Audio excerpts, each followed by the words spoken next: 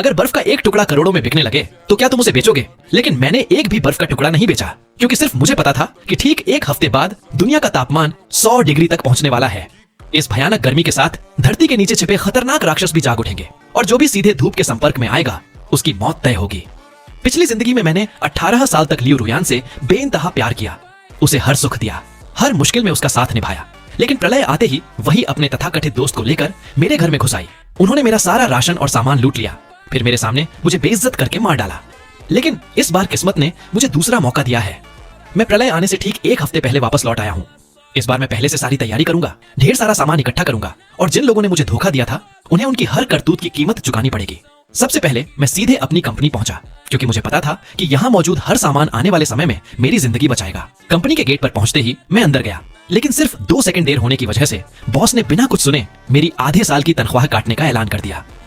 अगर यह पिछली जिंदगी होती तो शायद मैं गिड़गिड़ाता, लेकिन इस बार मेरे चेहरे पर सिर्फ मुस्कान थी। मैं सीधे गोदाम के बीचों बीच पहुंचा और अपना हाथ आगे बढ़ाया। अगले ही पल मेरी पिछली जिंदगी में जागी स्पेस एबिलिटी फिर से सक्रिय हो गई। पलक झपकते ही गोदाम का सारा सामान मेरे स्पेस में समा गया। मेरा स्पेस सिर्फ बेहद विशाल ही नहीं था, बल्कि वहां समय भी लगभग रुक जाता था। इसीलिए कोई भी खाना सालों तक रखने पर भी बिल्कुल ताजा रहता। आने वाले प्रलय में एक एक्सपायर्ड सॉसेज भी लोगों के लिए अनमोल खजाना बन जाएगा। ऐसे समय में ताजा खाना किसी सपने से कम नहीं होगा। मैंने अपने स्पेस में भरे अनगिनत सामान को देखा और मन ही मन मुस्कुराया। इतने राशन के साथ मैं लंबे समय तक आराम से जिंदा रह सकता था। तभी पीछे से बॉस और 2 कर्मचारी गोदाम में पहुंचे, लेकिन विशाल गोदाम को पूरी तरह खाली देखकर उनके होश उड़ गए। बॉस गुस्से से चिल्लाया, सुचेंग, गोदाम का सारा सामान कहां गया? लेकिन मैंने उसकी तरफ देखकर सिर्फ मुस्कुरा दिया और शांत आवाज में कहा, सब कुछ मैं ले गया हूं। इतना कहते ही मैंने अपनी स्पेस जंप एबिलिटी का इस्तेमाल किया और अगले ही पल 3 मीटर दूर गोदाम के बाहर पहुंच गया। पीछे खड़े लोग अभी समझ भी नहीं पाए थे कि मैं उनकी आंखों के सामने से कैसे गायब हो गया। तभी मेरा फोन बज उठा। स्क्रीन पर नाम देखते ही मेरी आंखों में ठंडी नफरत उतर आई। फोन लियू रुयान का था। कॉल उठाते ही उसकी चिड़ी हुई आवाज सुनाई दी, सुचेंग, तुम आखिर गायब कहां हो और तुमने घर बेचने के लिए क्यों लगा दिया? तुम्हें क्या लगता है कि वह घर सिर्फ तुम्हारा है? अगर तुम मुझसे शादी करना चाहते हो तो वह घर मेरे नाम करना ही होगा, वरना मुझे तुम्हारे साथ कोई सुरक्षा महसूस नहीं होगी। मैं तुम्हें आखिरी मौका दे रही हूँ, अभी इसी वक्त वापस आओ और घर मेरे नाम कर दो, नहीं तो जिंदगी भर मुझसे शादी करने का सपना भी मत देखना। उसकी बात पूरी होने से पहले ही मैंने बिना एक शब्द बोले कॉल काट दी। पिछले जन्म की सारी यादें फिर से आंखों के सामने घूम गईं। जब पूरी दुनिया भूख से तड़प रही थी तब मैंने अपनी जान जोखिम में डालकर उसके लिए खाना जुटाया था, लेकिन आखिर में उसी ने मुझे धोखा देकर मौत के हवाले कर दिया। इस बार मैं उसे इतनी आसानी से मरने नहीं दूंगा।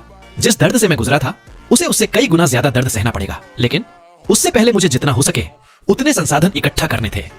मैंने तुरंत प्रॉपर्टी एजेंट को फोन मिलाया और कहा, मेरे फ्लैट का सौदा आज ही करवा दो, लेकिन एक शर्त है, मुझे पूरा भुगतान नकद या तुरंत ट्रांसफर चाहिए। फोन रखते ही मैं सीधे एजेंसी की तरफ निकल पड़ा, क्योंकि अब हर मिनट मेरे लिए कीमती था। कुछ ही देर में मैं प्रॉपर्टी एजेंसी पहुंच गया, लेकिन वहां लियू रुयान और उसका तथाकथित दोस्त पहले से मेरा इंतजार कर रहे थे।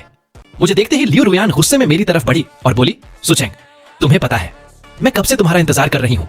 लेकिन मैंने उसकी तरफ देखा तक नहीं और सीधे एजेंट के ऑफिस की ओर बढ़ गया। तभी उसका दोस्त मेरे सामने आकर रास्ता रोकते हुए बोला, सुचेंग किसकी इजाजत से घर बेच रहा है?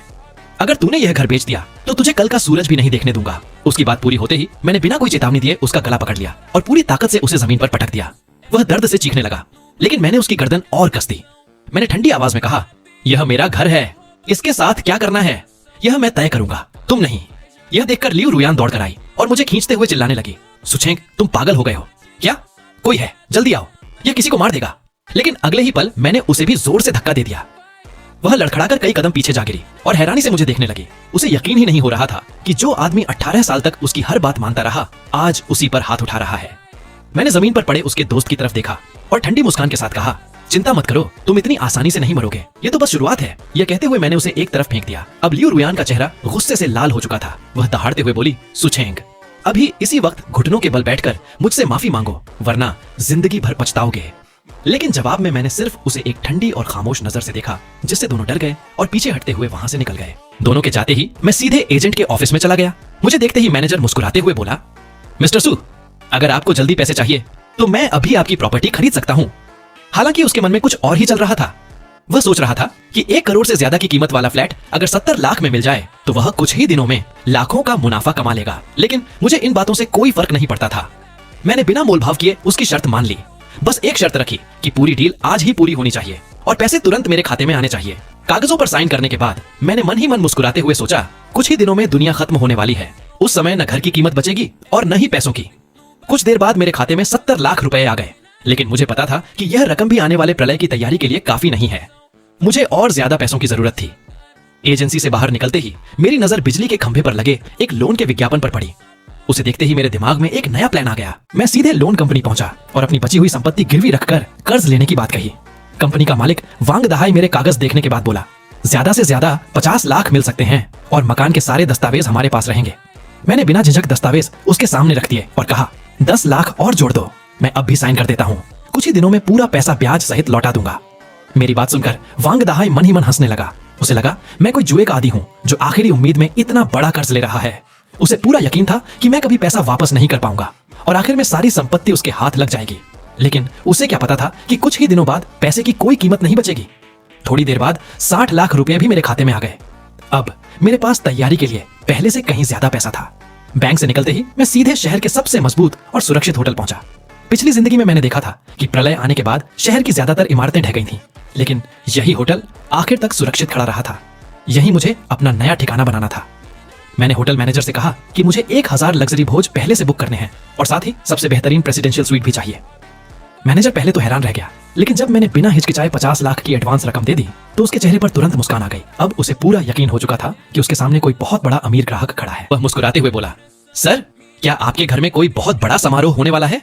मैं हल्का सा मुस्कुराया और कहा, हाँ, समझ लो, मेरी जिंदगी का सबसे बड़ा आयोजन है। साथ ही मेरे लिए प्रेसिडेंशियल स्वीट भी 1 हफ्ते के लिए रिजर्व कर दो। सारी औपचारिकताएं पूरी करने के बाद मैं होटल से बाहर निकल आया।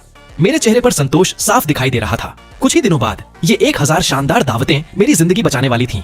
जब दुनिया भूख से तड़प रही होगी तब मेरे पास गर्म और स्वादिष्ट खाना मौजूद होगा।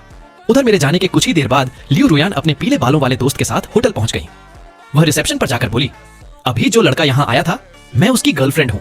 क्या बता सकते हैं कि वह यहाँ किस काम से आया था? मैनेजर ने पहले उसे ऊपर से नीचे तक देखा, फिर बिना कुछ छिपाए बता दिया कि मैंने 1000 लग्जरी दावतें और प्रेसिडेंशियल स्वीट बुक किया है। इतना सुनते ही दोनों की आंखें फटी रह गईं। उन्हें यकीन ही नहीं हुआ कि मैं इतना पैसा खर्च कर सकता हूँ। जब मैनेजर ने उन्हें एडवांस पेमेंट का रिकॉर्ड दिखाया तब दोनों पूरी तरह सन्न रह गए। होटल से बाहर निकलते ही लियू रुयान के चेहरे पर खुशी साफ दिखाई दे रही थी। उसे लगने लगा कि मैं कोई छिपा हुआ अमीर इंसान हूँ और अगर वह किसी तरह फिर से मेरे साथ हो गई तो हमेशा के लिए ऐश की जिंदगी जी सकती है। उसे बिल्कुल अंदाजा नहीं था कि मैं जो कुछ भी कर रहा था वह सिर्फ आने वाले प्रलय की तैयारी थी और इस बार मेरी जिंदगी में उसके लिए कोई जगह नहीं बची थी।